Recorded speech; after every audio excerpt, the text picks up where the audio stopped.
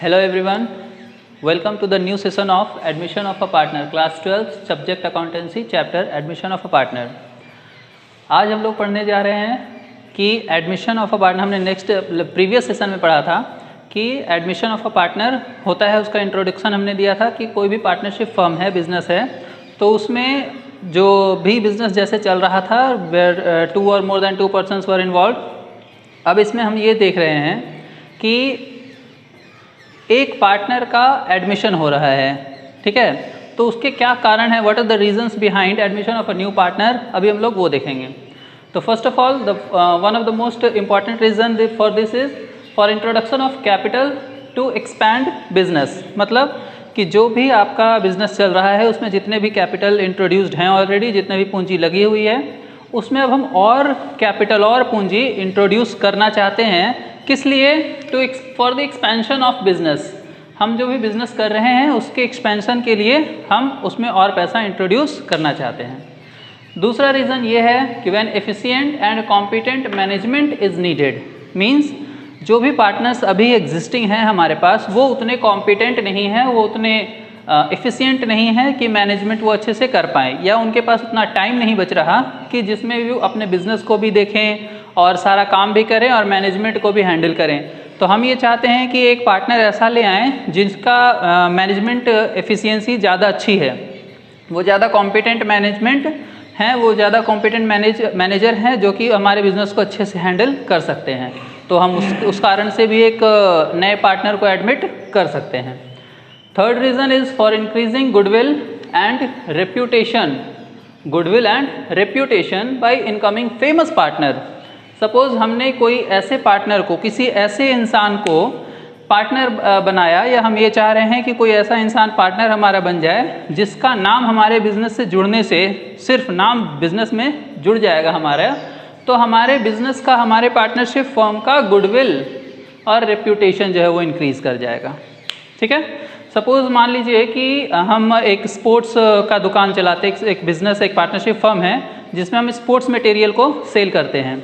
अब उसमें हम सपोज़ मान लेते हैं कि हमने सचिन तेंदुलकर से या विराट कोहली से या किसी से भी टाई अप किया कि भाई आप हमें सिर्फ अपना नाम दीजिए कि आप हमारे पार्टनर बनना चाहते हैं, आपको करना कुछ भी नहीं है, आपको पैसा नहीं लगाना, आपको दुकान में आके बैठना नहीं है, कुछ भी इन्वॉल्वमेंट आपको नहीं है, सिर्फ आप हमें अपना नाम दीजिए कि जिससे हमारा तेंदुलकर और कोहली जो है वो नाम अच्छा है, तो ये उससे हमारा गुडविल जो है हमारे बिजनेस का इंक्रीज़ होगा। ठीक है, तो इस रीज़न से भी हम बिजनेस में पार्टनर को लाते हैं। And the next reason is for encouraging talented employee to make him a partner. अब कोई टैलेंटेड एम्प्लॉई मतलब को बहुत ही कैपेबल एम्प्लॉई है, हमारे बिजनेस में ऑलरेडी वो काम करता है, हमारे यहाँ वो नौकरी करता है, अब हम उसे चाहते हैं कि हम पार्टनर बना लें क्योंकि वो काफ़ी अच्छे से काम कर रहा है, उसका परफॉर्मेंस बड़ा अच्छा है, तो हम उसे इनकरेज करेंगे और जो उसको सैलरी अभी तक हम देते थे तो हम उसको प्रॉफिट शेयरिंग रेशियो में, यानी कि हम प्रॉफिट में हिस्सा उसको दे करके, यानी कि अब वो हमारा एम्प्लॉई नहीं रह गया, वो हमारे अंडर अब नौकरी नहीं कर रहा, वो हमारा नौकर नहीं रह गया, अब वो मालिक हो गया है। क्लियर है? तो इससे वो सामने वाले बंदे को भी मोटिवेशन फील होगा और वो मोटिवेटेड फील करेगा कि भाई ये जो ऑर्गेनाइजेशन है, ये पार्टनरशिप फर्म है, ये इतना अच्छा है, ये हमारे बारे में इतना सोच रहा है कि हमें एम्प्लॉई से प्रमोट करके सीधे ओनर बना दे रहा है। पार्टनरशिप फर्म में partners are owners of the business, तो जिस भी एम्प्लॉई को हम अगर पार्टनर बना देंगे तो वो अच्छा, उसके लिए बहुत ही अच्छा मोटिवेशन होगा और वो अब नेक्स्ट आगे से बड़ा अच्छा काम करेगा। नेक्स्ट रीज़न है टू रिड्यूस कंपटीशन। मतलब कि दो दुकान हैं, सपोज़ दो बिजनेस हैं और सेम चीज़ में वो डील कर रहा है, अगर वो दोनों बिजनेस मिल जाए, क्लियर है, तो अब आगे क्या होगा कि हमारा कंपटीशन ख़त्म हो जाएगा। सपोज़ कोई एक कपड़ा बेचने का दुकान है, दूसरा भी कपड़ा बेचने का दुकान है, सपोज़ हम दोनों आपस में मिल जाते हैं, दो फैक्ट्रीज़ हैं, आपस में हम लोग मिल जाते हैं। अब जो हम लोग आपस में लड़ रहे थे, कॉम्पीट कर रहे थे, अब हमारे रिसोर्सेज भी एक साथ हो जाएंगे और हम ज़्यादा बेटर और अच्छे से गुड, एक और एक 11 हो सकते हैं। तो एक रीज़न ये भी है। तो there are 5 reasons for admission of a partner. Admission of a new partner से होता क्या है कि रिकंस्टिट्यूशन होता है। हमने लास्ट चैप्टर में देखा था रिकंस्टिट्यूशन में कि एडमिशन ऑफ अ पार्टनर से रिकंस्टिट्यूशन ऑफ पार्टनरशिप फॉर्म होता है। इसका ये मतलब हुआ कि जो आपका पार्टनरशिप डीड है वो फिर से बनेगा। The partnership deed comes to an end and a fresh a new partnership deed will be prepared. उसमें क्या होगा कि आपके जितने भी नए पार्टनर्स हैं सबको इंक्लूड करके और जो भी प्रॉफिट शेयरिंग रेशियो है वो सारी चीज़ें उसमें लिखी जाएंगी। तो रिकंस्टिट्यूशन से ये होता है, एडमिशन से ये होता है। अब एडमिशन में क्या है आपके पास कि section 31 sub section 1 of Indian partnership act 1932 states that a new partner can be admitted only with the consent of all existing partners.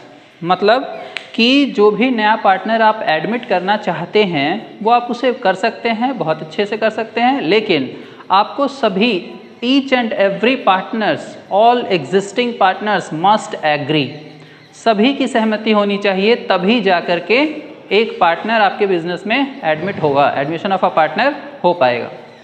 अब हम लोग देखते हैं कि एडमिशन ऑफ अ पार्टनर करने से क्या क्या चीज़ें बदलेंगी, किन किन चीज़ों में एडजस्टमेंट आपको करना होगा। हम इस चैप्टर में करने क्या जा रहे हैं वो देखेंगे। तो हम इस चैप्टर में करने ये जा रहे हैं adjustments needed at the time of admission. First, calculation of new profit sharing ratio and sacrificing ratio. What you have to calculate is calculation of sacrificing ratio and new ratio. मतलब कि जो incoming partner है, जो नया partner है, वो profit sharing में से, मतलब प्रॉफिट में से हिस्सा लेगा और all the existing partners have to sacrifice, इधर ऑल द एग्जिस्टिंग पार्टनर्स और some of the existing partners have to sacrifice. Means कोई ना कोई पार्टनर, या तो सारे पार्टनर सैक्रिफाइस करेंगे या कोई ना कोई पार्टनर तो सैक्रिफाइस करेगा ही करेगा। आगे हम लोग इस चीज़ को कैलकुलेट करेंगे। और new profit sharing ratio calculate करेंगे कि पहले मान लीजिए सपोज ए बी दो पार्टनर्स थे, अब ए बी सी हो गए, तो उनका प्रॉफिट शेयरिंग रेशियो अलग से नया आपको निकालना पड़ेगा। And the second one is accounting treatment of goodwill. जो नया पार्टनर है वो गुडविल का शेयर अपना लेकर के आएगा, तो उस तरीके से हम किस प्रकार से गुडविल का अकाउंटिंग ट्रीटमेंट करेंगे, क्योंकि जब जो आपका नया पार्टनर के आने से पहले जो पार्टनरशिप फर्म बिजनेस का गुडविल था, मीन्स उसकी जो रेप्यूटेशन थी, न्यू इनकमिंग पार्टनर के पहले जो बिजनेस का रेप्यूटेशन था, गुडविल था, वो कुछ और रहा होगा। अब नए पार्टनर के आने की वजह से हमने एक रीज़न में ये भी देखा था ना कि एक फेमस पर्सन को भी हम इंट्रोड्यूस करके, एडमिशन करके हम अपने बिजनेस का गुडविल बढ़ा सकते हैं। तो अब उसका गुडविल अलग होगा, तो फिर हम इसीलिए नया गुडविल कैलकुलेट करते हैं। फिर है revaluation of assets and liabilities. अब जब नया पार्टनर आ चुका है तो पहले से जो भी असेट्स और लाइबिलिटीज़ हैं, ठीक है, उसमें अब नए पार्टनर का भी शेयर है, नए पार्टनर का प्रॉफिट में शेयर है, असेट्स एंड लाइबिलिटीज़ में शेयर है, सभी चीज़ों में शेयर है। तो इसीलिए अब उसका भी रिवैल्यूएशन होगा, असेट्स और लाइबिलिटीज़ का भी रिवैल्यूएशन और रीअसेसमेंट होगा। Next one is accounting treatment of accumulated profits, reserves and losses. अगर मान लीजिए हमारे बिजनेस में कुछ एक्यूमुलेटेड लॉसेज हैं, कुछ एक्यूमुलेटेड प्रॉफिट्स है, कुछ सरप्लस हैं, रिजर्व्स हैं, तो उसका भी अकाउंटिंग ट्रीटमेंट हमें करना होगा। ये सारी चीज़ें हम ऑलरेडी पहले भी देख चुके हैं change in profit sharing ratio वाले चैप्टर्स में, तो यहाँ पर भी हम सारी चीज़ों को देखेंगे इस रिव्यू में कि भाई एक नया पार्टनर आ रहा है। And the last one is adjustment of capital, कि भाई कैपिटल भी एडजस्ट होगा क्योंकि अब नया पार्टनर आ चुका है। पहले जो पुराने पार्टनर्स थे उनका जो कैपिटल था और अब नया पार्टनर जो आ चुका है तो उनका कैपिटल अलग होगा, तो ये हम एडजस्टमेंट ऑफ कैपिटल बेस में सीखेंगे। तो इस चैप्टर में हमें ये सारी चीज़ें, इन सभी चीज़ों का एडजस्टमेंट करना होता है। अब हम लोग एक एक करके जो भी सारे एडजस्टमेंट्स थे कि क्या क्या चेंजेस आते हैं उसको देखेंगे। सबसे पहला एडजस्टमेंट था calculation of new profit sharing ratio and sacrificing ratio. तो अब इसमें हम लोग डिफरेंट सिचुएशंस को कंसिडर करते हुए एक एक करके देखेंगे। तो सबसे पहला सिचुएशन हम लोग लेते हैं कि when old ratio and new partners share is given, means पुराना जो पार्टनर्स, जो एग्जिस्टिंग पार्टनर्स हैं, उनका आपको रेशियो दे रखा है और नए पार्टनर का शेयर दे रखा है कि वो पूरे होल प्रॉफिट्स में से उसको कितना शेयर मिल रहा है। तो सपोज हम एक सिचुएशन कंसिडर करते हैं, there are two partners A and B and profit sharing ratio among them is 5:3. So A is to B is equal to 5:3 and C, the incoming partner, the new partner is C and its share is, his share is, C's share of profit is 1/4. And now you have to calculate new profit sharing ratio and sacrificing ratio. Clear है? तो अब इसको कैसे calculate करेंगे हम लोग, आइए देखते हैं। तो हम लोग सबसे पहले क्या निकालेंगे कि रिमेनिंग शेयर। रिमेनिंग शेयर का मतलब क्या हुआ, रिमेनिंग शेयर का मतलब क्या हुआ कि पार्टनरशिप फर्म जो अब नया पार्टनर आ चुका है, अब पूरे फर्म का जो प्रॉफिट है उसका 1/4 तो सी लेके जाएगा, जो बचा हुआ प्रॉफिट है वही ए और बी के पास बचेगा। तो इसलिए हम कहते हैं रिमेनिंग शेयर। रिमेनिंग शेयर का मतलब कि सी को दे लेने के बाद, मतलब न्यू पार्टनर को दे देने के बाद आपके पास कितना प्रॉफिट बचा, तो सी को दे देने के बाद कितना दे देना है, 1/4। तो हम कंसिडर करते हैं क्या कि होल प्रॉफिट इज 1, तो 1/4 हम उसको दे रहे हैं, तो हमारे पास कितना बचा। तो उसको निकालने का तरीका क्या होता है, remaining share is equal to 1 minus जितना हम इनकमिंग पार्टनर को दे रहे हैं उतना माइनस कर देंगे 1/4। तो 1 माइनस 1/4 हो जाएगा आपका 3/4। क्लियर है? तो ये 3/4 हमारा रिमेनिंग शेयर हो जाएगा। तो अब क्या करेंगे, इस यानी कि ये 3/4 पर हक किसका है, ए और बी का। ये 3/4 पर हक किसका है, इस 3/4 पर हक है ए और बी का। ठीक है, क्योंकि सी का तो 1/4 निकल ही गया। तो अब इस पर हम लोग क्या करेंगे कि इस 3/4 को A/B में डिस्ट्रीब्यूट कर देंगे। अब डिस्ट्रीब्यूट कैसे करेंगे, प्रॉफिट शेयरिंग रेशियो नया वाला तो दे नहीं रखा कि ए और बी किस रेशियो में उसको लेके जाएंगे। तो हम लोग यही अज्यूम करेंगे due to lack of information, हमारे पास क्वेश्चन में इन्फॉर्मेशन नहीं दे रखा कि नए जो एग्जिस्टिंग पार्टनर्स हैं, ओल्ड पार्टनर्स हैं, वो अपने न्यू प्रॉफिट शेयरिंग रेशियो में किस तरीके से उसको डिस्ट्रीब्यूट करेंगे अपने शेयर को, रिमेनिंग शेयर को। तो इसलिए हम लोग ये अज्यूम करेंगे कि भाई 5:3 जो इनका रेशियो था उसी रेशियो में हम 3/4 को ये लोग डिस्ट्रीब्यूट करेंगे। क्लियर है? तो आइए देखते हैं कैसे करेंगे। तो इसमें ए का शेयर जो है वो कैसे निकलेगा, 3/4 होल शेयर है इनका, ए और बी का मिला करके 3/4 है, तो इसको 5:3 में बांटेंगे, यानी कि 5/8, और बी का वैसे ही हो जाएगा 3/4 इंटू 3/8। क्लियर है? अब इसको सॉल्व कर देंगे तो 15 32 9/32। ठीक है, और सी का जो शेयर है वो कितना था, 1/4, ये क्वेश्चन में दिया हुआ था। ठीक है, तो ये 1/4 को अब हम नीचे डिनोमिनेटर सेम करने के लिए 8/8 से डिवाइड मल्टीप्लाई कर देंगे, तो ये हो जाएगा 8/32। ये रैशनलाइज करने के लिए कि आपका सारा सेम आ जाए। ठीक है, जब हम रेशियो कैलकुलेट करें तो इस तरीके से हमें क्या मिल गया कि न्यू रेशियो जो है, न्यू रेशियो A/B/C जो है वो क्या आ जाएगा, 15:9:8। क्लियर है? तो ये हमारा आ गया न्यू रेशियो। अब सैक्रिफाइसिंग रेशियो निकालना है। तो सैक्रिफाइसिंग रेशियो निकालेंगे कैसे हम लोग, एक बात तो मैं आपको शॉर्टकट पहले ही बता दूं कि सैक्रिफाइसिंग रेशियो आएगा 5:3 ही। क्यों? क्योंकि जब आपको क्वेश्चन में न्यू रेशियो, ओल्ड रेशियो दे रखा है, न्यू पार्टनर का शेयर दे रखा है, इसके अलावा कुछ भी नहीं दे रखा, मतलब कि जो ओल्ड पार्टनर्स है उनकी स्थिति क्या होगी जब नया पार्टनर आ जाएगा, तो वो प्रॉफिट को किस तरीके से शेयर करेंगे, नहीं शेयर करेंगे, वो कुछ भी नहीं दे रखा। तब हम लोगों का जो ओल्ड रेशियो है वही सैक्रिफाइसिंग रेशियो भी आएगा। ठीक है, और अगर ओल्ड रेशियो भी नहीं दे रखा है तब हम लोग अज्यूम करेंगे 1:1 इक्वल।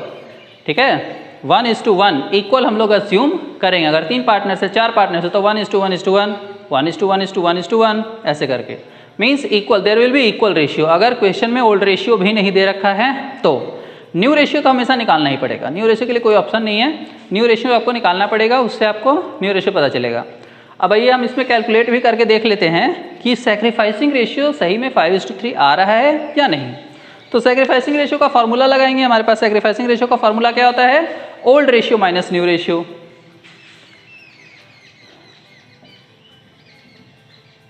सैक्रिफाइसिंग रेशियो, ठीक है, इज इक्वल टू होता है old ratio minus new ratio.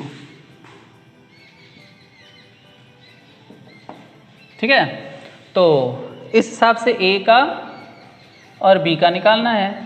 तो ए का ओल्ड रेशियो क्या है, 5/8 3/8 बी का है, माइनस न्यू रेशियो, तो न्यू रेशियो आया है देखिए 15:9:8, तो old ratio minus new ratio है तो माइनस न्यू रेशियो करेंगे हम 15/32 एंड 9/32, इसको सॉल्व करेंगे 32 तो 8 32 5 को 20 माइनस 15 यानी कि 5/32, इधर में आए तो 32 और 8 को 32 4 12 माइनस 9 तो 3/32, तो इस तरीके से देख रहे हैं हम 5/32 3/32, यानी कि A/B ये सैक्रिफाइसिंग रेशियो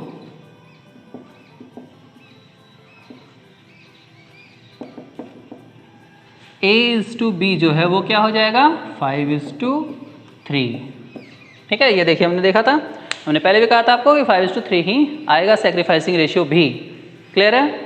तो इस तरीके से आपका कैलकुलेट होगा न्यू रेशियो और सैक्रिफाइसिंग रेशियो। सेकेंड सिचुएशन देखते हैं, इसमें कह रहा है कि new ratio of old partners and new partners share is given, means new ratio of old partners means suppose old partners है A एंड B, ठीक है, तो A और B का आपको न्यू रेशियो भी दे रखा है, ठीक है। ध्यान रहे तीनों का नहीं, A B C तीनों का न्यू रेशियो नहीं, वो तो हमें कैलकुलेट करना है। ओल्ड पार्टनर्स का न्यू रेशियो दे रखा है, जैसे सपोज हम क्वेश्चन एक डील करते हैं A/B 5:3, ये तो ओल्ड रेशियो हो गया। C's शेयर 1/4, जो इनकमिंग पार्टनर है C, न्यू पार्टनर C है, उसका रेशियो दे रखा है 1/4, यानी कि पूरे शेयर जब नया पार्टनरशिप फॉर्म बन जाएगा तो उसमें से 1/4 शेयर जो है वो C लेके जाएगा। फिर उसके बाद है कि new ratio between A and B, यानी कि A और B जब नया पार्टनरशिप डीड बनेगा तो उसमें A और B का शेयर जो बोल रहा है वो है 2:1, तो यानी कि अब हमें कैलकुलेट करना है न्यू प्रॉफिट शेयरिंग रेशियो और सैक्रिफाइसिंग रेशियो। तो new profit sharing ratio A B C तीनों का कैलकुलेट करना है, और A और B का ऑलरेडी दे रखा है, A और B का ओल्ड रेशियो और A और B का न्यू रेशियो दोनों दे रखा है। अब हमें कैलकुलेट करना है न्यू रेशियो और सैक्रिफाइसिंग रेशियो, तो आइए कैसे देखते हैं कैसे कैलकुलेट होगा। तो सबसे पहले तो हम रिमेनिंग शेयर निकालेंगे, क्योंकि क्वेश्चन में दे रखा है C का शेयर है 1/4, तो रिमेनिंग शेयर निकालने का हमने देखा था तरीका कैसे होता है कि remaining share is equal to 1 - 1/4, ये आ गया 3/4, इसे हमने कैलकुलेट कर लिया। अब इस 3/4 पर हक किसका है, A और B का, तो A और B इस 3/4 के रेशियो को 3/4 जो प्रॉफिट है उसको किस रेशियो में डिस्ट्रीब्यूट करेंगे। लास्ट सिचुएशन में हमने देखा था कि ओल्ड रेशियो में ही हमने उसको डिस्ट्रीब्यूट करवा दिया था, क्यों, क्योंकि lack of information, because of lack of information कि A और B न्यू रेशियो उनका दिया हुआ नहीं है, इसीलिए हम ओल्ड रेशियो में ही उसको प्रॉफिट शेयरिंग रेशियो नया वाला भी दे दिए। लेकिन यहाँ पर इस क्वेश्चन में तो दे रखा है कि A और B का रेशियो 2:1 है, तो अगर ऐसा हो तो हम इस 2:1 में ही डिस्ट्रीब्यूट करेंगे, ना कि 5:3 में, क्लियर है। तो आइए देखते हैं, तो न्यू रेशियो में A का जो शेयर है वो क्या हो जाएगा, ये 3/4 A और B दोनों का मिला के है, तो उसमें A का शेयर न्यू वाले में 2/3 और B का 3/4 सबका है, 1/3 इसका है, इसे कैलकुलेट कर देंगे 6 12 3/12। C का शेयर ऑलरेडी 1/4 दे ही रखा है, हमें डिनोमिनेटर 12 करना है यानी कि सेम करना है, तो 3 से ऊपर नीचे मल्टीप्लाई कर देंगे, तो ये हो जाएगा 3/12। अब हमारे पास न्यू रेशियो आ चुका है, न्यू रेशियो जो है वो A/B/C का कितना है 6:3:3, 6:3:3। अब इसे रैशनलाइज कर देंगे और सिंप्लीफाई करेंगे तो ये हो जाएगा 2:1:1, 3 से काट देंगे तो 2:1:1, ये आपका न्यू रेशियो का आंसर आ गया। अब सैक्रिफाइसिंग रेशियो कैसे निकालेंगे,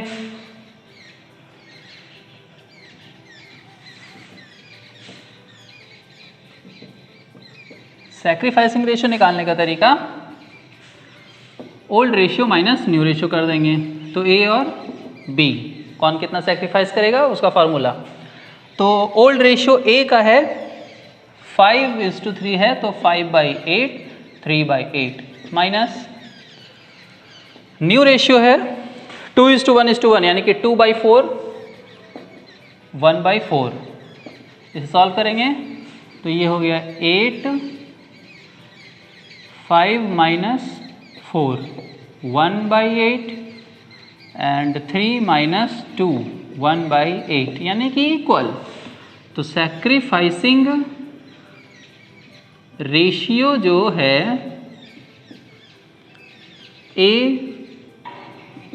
और बी का, A/B का सैक्रिफाइसिंग रेशियो 1:1 आ गया। क्लियर है? ये है स्थिति। तो है हमारी सिचुएशन 2 में इस तरीके से कैलकुलेट करेंगे जब आपका न्यू रेशियो और सैक्रिफाइसिंग रेशियो निकालना हो तो।